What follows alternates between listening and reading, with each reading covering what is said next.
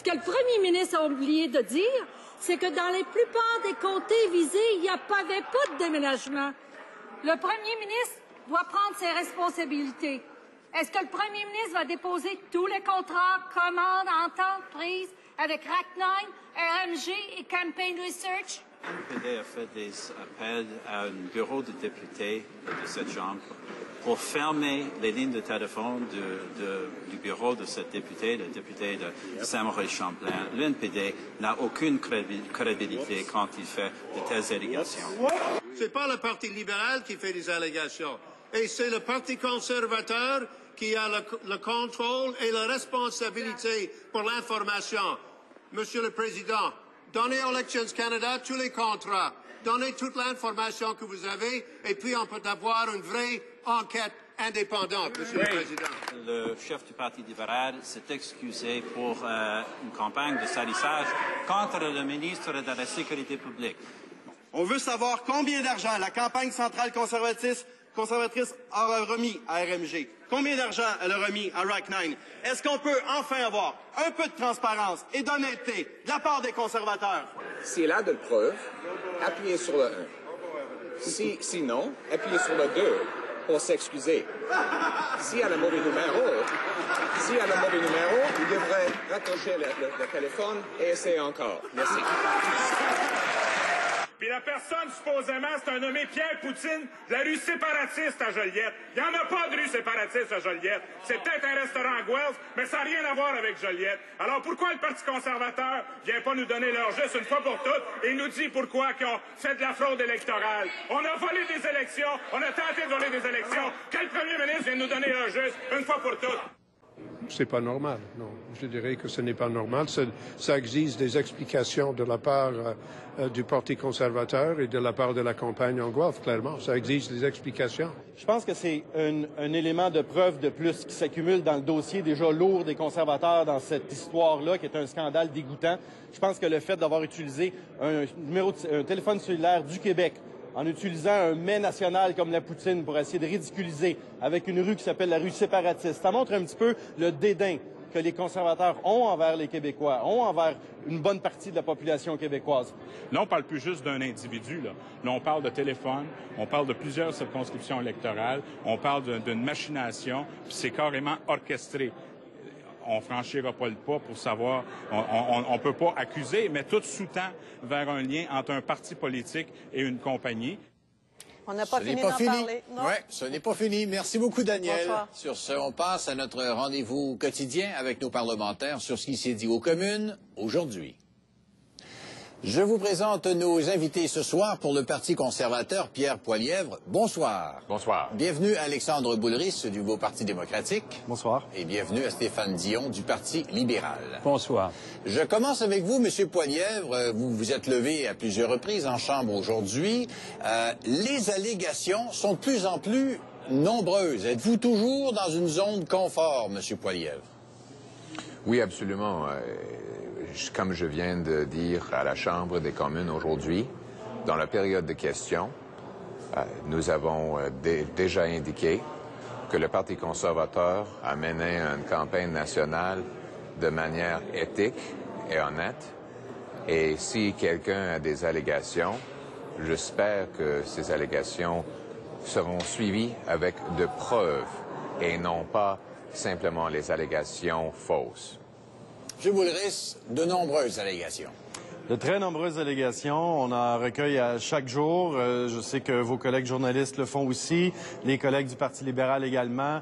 Et à un moment donné, l'accumulation de tout ça fait en sorte qu'on commence à toucher le fond du problème, qui est un système organisé où on semble avoir tenté d'induire les gens en erreur sur où ils devaient aller voter. On s'est fait passer pour Élections Canada. On a donné des fausses indications pour décourager les gens d'aller voter, ce qui est un acte illégal et criminel.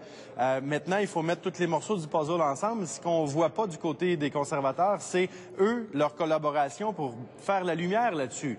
Ils ont des liens avec des compagnies qui font des téléphones automatisés comme Rack9. Qui a donné des contrats à Rack9? Est-ce qu'il y a des contrats qui ont été donnés par le central, par des associations de comtés? Vous savez, s'il y a eu des milliers d'appels qui ont été faits à des citoyens, à des électeurs dans une trentaine ou voire une quarantaine de circonscriptions, c'est pas vrai que c'est un employé d'un bureau, d'une députée conservatrice qui a manigancé tout ça. C'est un appareil logistique, une infrastructure considérable. Alors, qui a payé pour ces appels? Qui a engagé ces compagnies? Qui a fait ces téléphones? Les conservateurs disent, si vous le savez, dites-le à Élections Canada, puis maintenant, nous, on s'en lave les mains. C'est pas à la hauteur du scandale, c'est pas à la hauteur d'un premier ministre qui est vraiment responsable. M. Dion, qu'est-ce qui vous frappe le plus de la journée d'aujourd'hui? L'attitude du gouvernement et de M. Harper personnellement, qui ressemble beaucoup à l'attitude qu'il a eue sur la question de l'in-and-out, quand 2 de ses sénateurs ont eu des problèmes avec la justice. L'attitude qu'il a eue dans l'affaire contre M. Erwin Cutler dans son comté. Il me semble qu'un premier ministre devrait dire c'est une chose grave qui entache profondément la démocratie. Je vais remuer toutes les pierres pour découvrir ce qu'il y en est. Or, l'attitude, c'est plutôt de dire si vous trouvez des choses, allez à la police. Nous, il n'a pas l'air intéressé, il n'a pas l'air de se rendre compte combien c'est grave.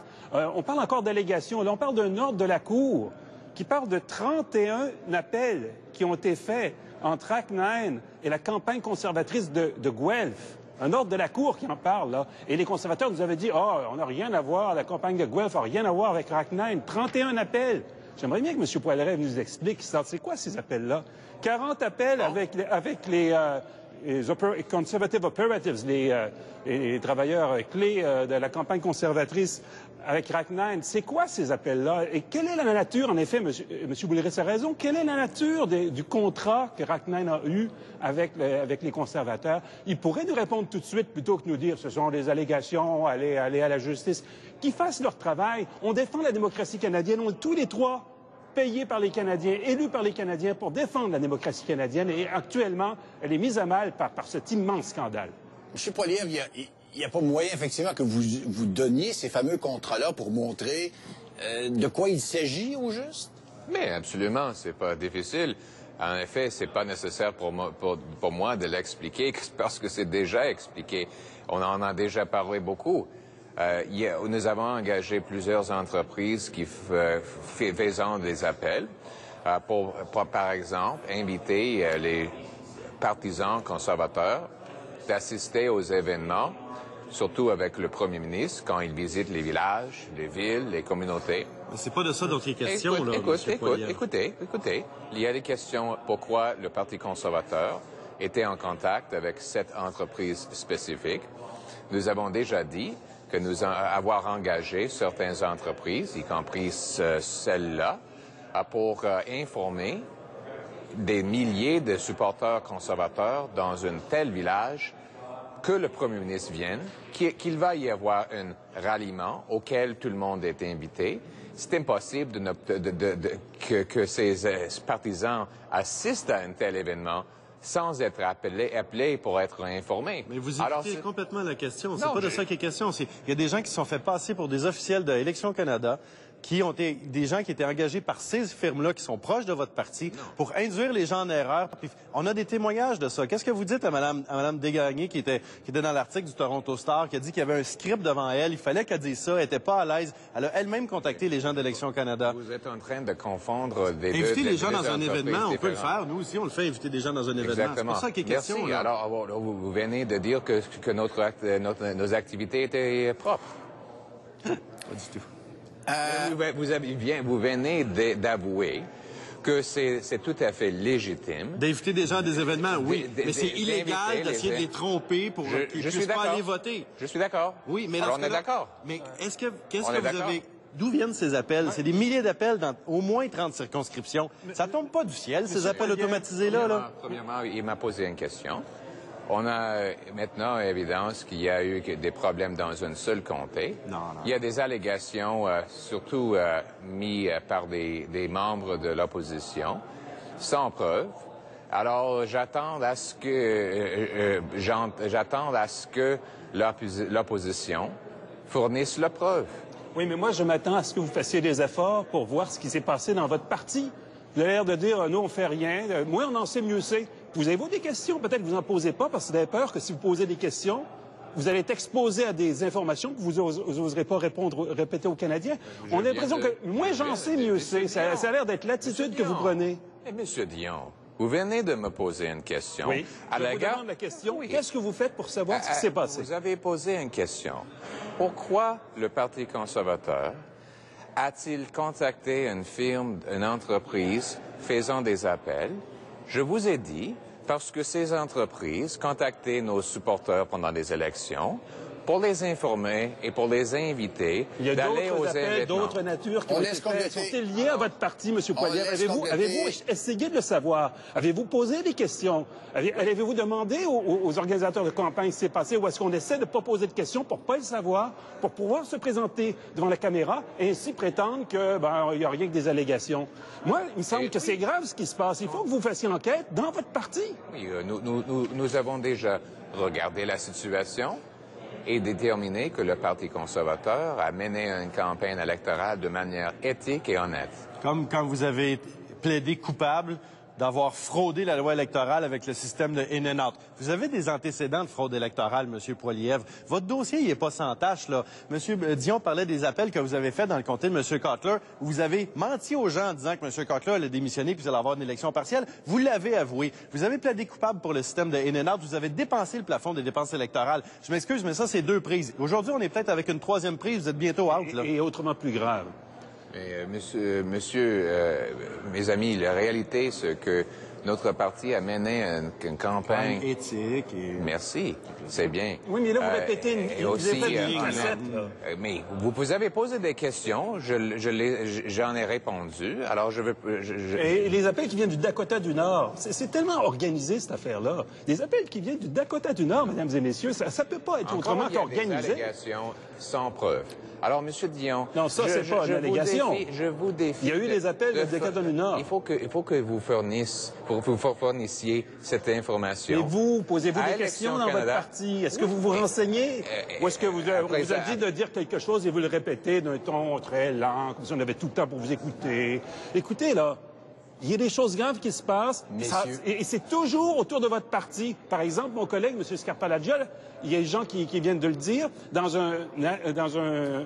des blocs appartements de son comté, des appels systématiques qui ont détourné ces électeurs-là, qui avaient tout le profil d'électeurs pour M. Scarpalaggia. C'est pas un hasard, ces choses-là. On doit se quitter. La réalité, c'est que il y avait une augmentation énorme dans notre participation aux boîtes de scrutin pendant des élections. Grâce à ces téléphones frauduleux. Alors, on doit se quitter là-dessus. Il n'y a aucune preuve Messieurs, pour supporter vous allez m'excuser de vous interrompre. C'était merveilleux de vous écouter, vous trois. Je vous souhaite une bonne fin de soirée. Merci. Merci, au revoir.